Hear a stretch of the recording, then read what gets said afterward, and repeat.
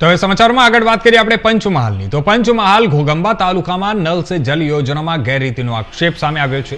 જળ જીવન મિશન એટલે કે નલ સે જલ યોજના હેઠળ થયેલા કામોની ઉચ્ચ સ્તરીય તપાસ કરવાની માંગ સાથે જિલ્લા કલેક્ટરને આવેદનપત્ર અપાયું છે। ઘણા ગામોમાં સરકારી રેકોર્ડમાં 100% કામગીરી પૂર્ણ દર્શાવાતી હોવા છતાં લોકોને હજુ પણ પીવાના પાણી માટે વલખા મારવાનો વારો આવ્યો છે।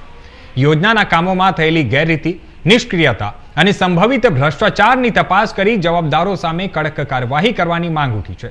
સ્થાનિક ગ્રામજનો, સામાજિક આગેવાનો અને આદિવાસી સમાજના પ્રતિનિધિઓએ રજૂઆત કરી છે। અમે પંચમહાલ જિલ્લાના ઘોગંબા તાલુકાના ખિલોડી ગામના બહેનો છે।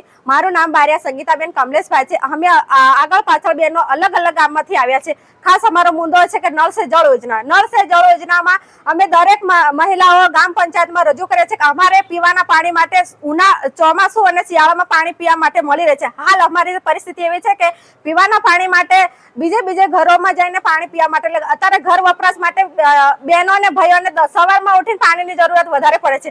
અમે પંચાયતમાં જઈને રજૂઆત કરી છે, તાલુકામાં પણ રજૂઆત કરી છે કે સાહેબ અમારા નળ મુકાય છે પણ જળ નથી, જળને એને સુવ્યવસ્થા કરી છે। હાલ અમારા ગામોમાં નળ સે જળ યોજનાનો જે કામો થઈ રહ્યા છે, હાલ અમારા ગામોમાં એક ગામોમાં નળ મુકાય છે પણ જળ નથી। ઘણા ખરા ગામોમાં દરેક ફળિયામાં નળ મુકાય છે પણ જળ નથી। હાલ અમારી માંગ એ છે કે ગામોમાં પીવાના પાણી માટે નળમાં પાણી આવે અને અમે પોતે નાના ઘરોમાં પાણી માટે ઘર વપરાશ છે, નાવા કપડા પશુ માટે વાપરી શકે, એની માટે અમારી ખાસ માંગ છે।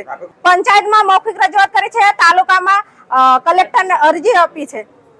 અમે સમગ્ર ગ્રામજનો ખિલોડી, સિમલિયા, દેવલીકુવા, બારિયાફળી, દામાવાવ અને રાણીપુરા ગ્રામ પંચાયતના જાગૃત વ્યક્તિઓ છે, સાથે બહેનો પણ છે। અમે આજરોજ કલેક્ટર સાહેબશ્રીને લેખિત અને મૌખિક રજૂઆત એવી કરીએ છીએ કે અમારા વિસ્તારમાં નળ સે જળ યોજના અંતર્ગત બહુ મોટા પાયે ભ્રષ્ટાચાર થયો છે। નરી આંખે દેખાય એવો ભ્રષ્ટાચાર થયો છે।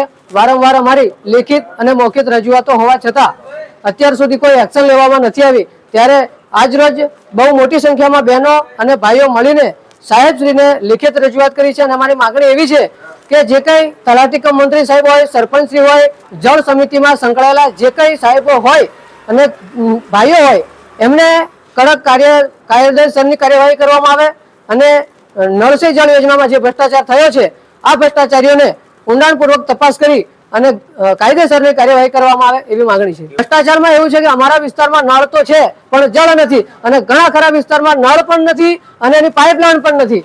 અને ગ્રામ પંચાયત લેવલે એવું જાણવા મળે છે કે નળ સે જળ યોજનામાં બધું ફાઇનલી થઈ ગયું છે। આવા પ્રમાણપત્રો પણ ઓનલાઈનના માધ્યમથી મને જાણવા મળ્યા છે।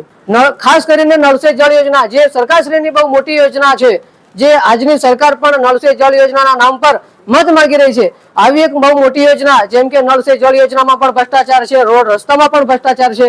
ભ્રષ્ટાચાર ગણવા જઈએ તો સવારથી સાંજ સુધી ટાઈમ પણ પૂરો થઈ જાય એટલા બધા ભ્રષ્ટાચાર છે। પાણીની વ્યવસ્થા માટે અમારા ગ્રામજનો પોતપોતાના પ્રાઇવેટ જે કંઈ કુવા હોય અથવા તો બોર હોય, આસપાસના ઘરોમાં કદાચ કુવા, હેડપંપ, બોર હોય ત્યાંથી લાવી અને પાણીનો વપરાશ કરે। તો હવે સમાચારમાં આગળ વાત કરીએ આપણે જંબુસરની। તો